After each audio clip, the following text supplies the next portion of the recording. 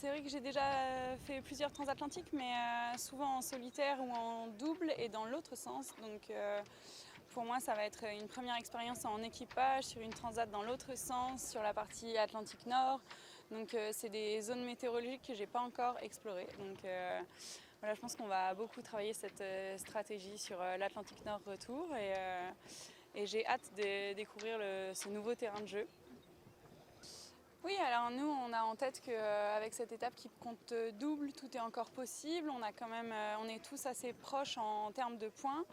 Donc avec tous les points qu'on peut ramener sur une belle performance sur cette transat, c'est hyper important pour nous. Et voilà, on a bien en tête que c'est encore possible de gagner la course. Alors on sait bien qu'on navigue dans un mode un peu différent, un peu plus conservateur, mais c'est aussi une stratégie qui peut payer sur le long terme, parce que la Ocean Race est très longue et il faut prendre soin de nos bateaux. Donc on va essayer de bien naviguer sur cette étape pour ramener un maximum de points et voir où est-ce que ça peut nous situer à la fin sur le général.